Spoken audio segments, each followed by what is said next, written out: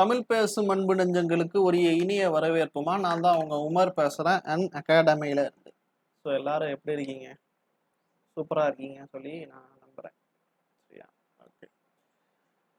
So இன்றைய தலைப்பு என்னவென்றால் நான் ஏன் அரசு அதிகாரியாக மாற வேண்டும்?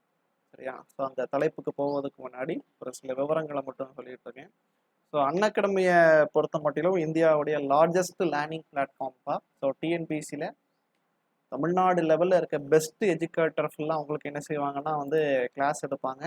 இப்போ ரீசெண்டாக பார்த்துட்டிங்கன்னா உங்களுக்கு ஒரு பேட்ச் நாங்கள் ஸ்டார்ட் பண்ணியிருக்கோம். என்ன பேட்ச்னு சொல்லி பார்த்துட்டிங்கன்னா சார்பு ஆய்வாளர் சப் இன்ஸ்பெக்டர் எக்ஸாம் உங்களுக்கு ஆரம்பிக்க போகுது, அப்படி தானே?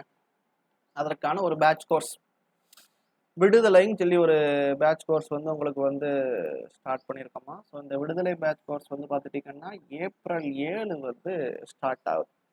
ஸோ இந்த பேட்ச் கோர்ஸில் எவ்வளோ சீக்கிரம் நீங்கள் ஜாயின் பண்ணணும்னு நினைக்கிங்கன்னா ஜாயின் பண்ணுங்கள். ஸோ சார் இன்றைக்கி தான் சார் இந்த செஷனை பார்க்கணும்னா இந்த பேட்ச் கோர்ஸை நீங்கள் எதில் பார்க்கணும்னா அன்அகாடமிக்குள்ளே தான் உங்களால் பார்க்க முடியும்.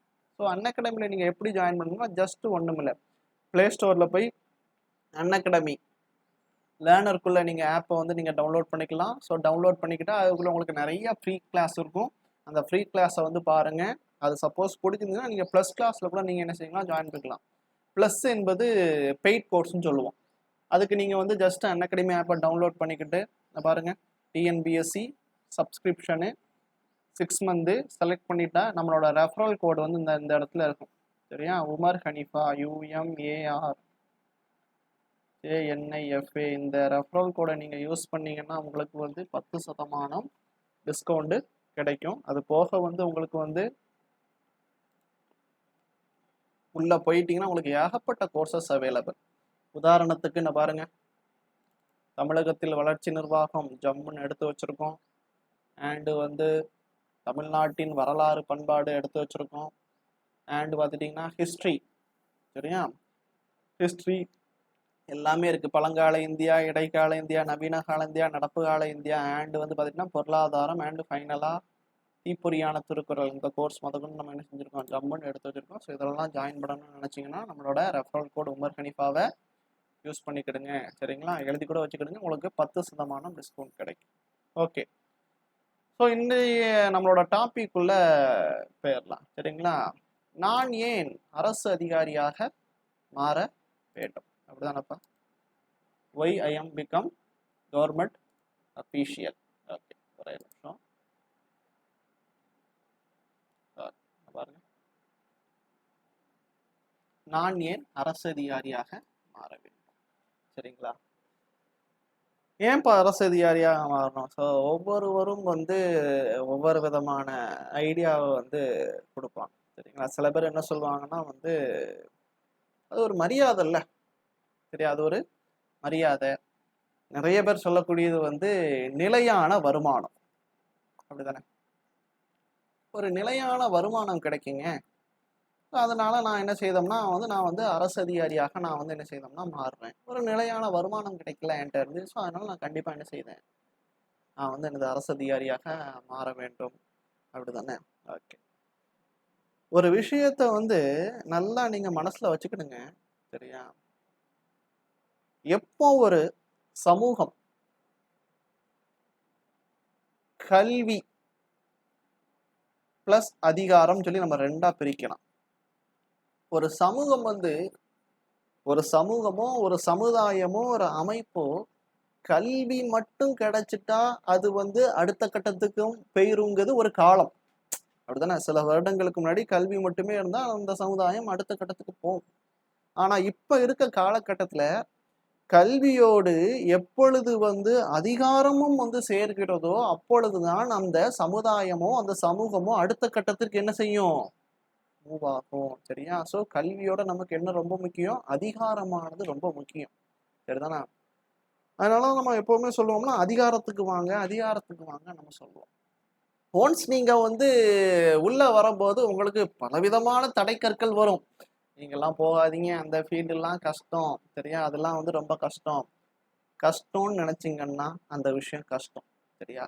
எப்போ ஒரு விஷயத்த கஷ்டம்னு நினைக்காம இஷ்டப்பட்டு செய்தீங்களோ அந்த விஷயம் உங்ககிட்ட நஷ்டப்படாம இருக்கும். இது நான் என்னோட ஸ்டூடெண்ட்ஸ்க்கு வந்து அடிக்கடி வந்து என்ன செய்யக்கூடாது சொல்லக்கூடியது. அதே மாதிரி இந்த அதிகாரத்தை பொறுத்த மட்டும் நீங்க நல்லா வச்சுக்கிடுங்க. நான் பாருங்க, அதிகாரம் மிகவும் வலிமையானது.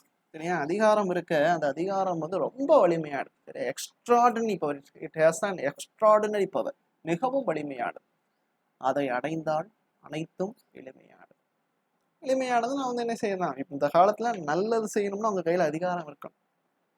சரியா? தீமையை தடுக்க வேண்டும் என்றால் உங்க கையில் அதிகாரம் இருக்க வேண்டும். அவ்வளோ வலிமை இருக்கு இப்ப அதிகாரத்துக்கு. ஒரு உதாரணத்துக்கு நான் சொல்றேன், நல்லா விளங்கிக்கிடுங்க. நம்ம என்னுடைய எல்லா மேடை பேச்சுகளிலும் நான் இது சொல்லக்கூடியது. அதிகாரம் மிகவும் வலிமையானது, அதை அடைந்தால் அனைத்தும் எளிமையானது. இப்போ உங்ககிட்ட பெரிய ஆளுங்க, சரியா? சென்னையில் இருக்கீங்க, இல்லாட்டா வந்து ஏதாவது திருநெல்வேலியில் இருக்கீங்க, மெயின் ஹார்ட் ஆஃப் த சிட்டியில் உங்களுக்கு வந்து பார்த்துட்டிங்கன்னா வந்து ஒரு 10 சென்டில் வீடு இருக்கு. சரியா? 1 சென்ட் 2 சென்ட்லாம் கிடையாது. ஏன் சொல்லுவான், சொல்லுதான் சொல்ல கூட சொல்லுவோம். ஒரு 30 சென்டில் வந்து 10 சென்டில் வீடு, 30 சென்ட் ஏரியா, 10 சென்டில் வீடு இருக்கு. உங்ககிட்ட இல்லாத கார் கிடையாது. சரியா? உங்ககிட்ட இல்லாத கார் கிடையாது. எல்லாம் டாப் அண்ட் மாடல் கார் வச்சிருக்கீங்க. BMW, பென்ஸ் அப்படி இதில் எல்லாம் வச்சிருக்கீங்க. சரியா? ஏகப்பட்ட கார்ஸ் வச்சிருக்கீங்க நீங்க. Okay, super. ஓகே, அது மாதிரி வந்து வருமானம் பார்த்தீங்கன்னா மாசத்துக்கு எப்படி குறைஞ்சது ஒரு 2 லட்சம் 3 லட்சம் சார். இந்த மாதிரி வந்து இல்லை பரவாயில்லப்பா, எடுத்துக்கிடுங்கப்பா, உங்களுக்கு இல்லாத ஒரு 3 லட்சம் 4 லட்சம் வருமானம் வருது. ஆனால் இதெல்லாம் வந்து போதுமான்னு கேட்டிங்கன்னா போதாது. இதே நேரத்துல அந்த 30 சென்ட் இடத்துல பக்கத்துல ஒரு அரை அடி ஒருத்தர் வந்து இழுத்து கட்டிட்டார். கொஞ்சம் பிரச்சனை வந்துட்டுன்னா நீங்க 18,000 ரூபாய் 20,000 ரூபாய் சம்பளம் வாங்கக்கூடிய ஒரு அரசு அதிகாரியிடம் நீங்கள் போய் நிற்க வேண்டும். ஒரு கையெழுத்துக்காக, பட்டா என் பேர்ல தான் இருக்குன்னு சொல்லி நிறுவுவதற்காக ஒரு கையெழுத்து வேணும்.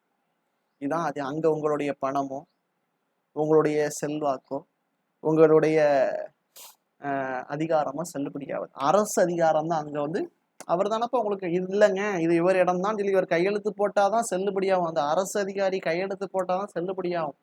அதனாலதான் நம்ம என்ன செய்ய வேண்டும், அந்த அதிகார வர்க்கத்துக்கு எல்லாரும் வாங்க சொல்லலாம். அதிகாரம் மிகவும் வலிமையானது, அது அடைந்தால் அனைத்தும் எளிமையானது நம்ம சொல்றோம். ஸோ வந்து முடிஞ்ச அளவுக்கு எல்லாருமே அதிகாரத்துக்கு வர பார்க்கணும். அதுவும் இந்த யூனிஃபார்ம் சர்வீஸ்னா அதுக்கு ஒரு பயங்கரமான வந்து ஒரு அதிகார போதை உண்டு. ஒரு யூனிஃபார்ம் போட்டால் ஒரு தெம்பு வரும்ல.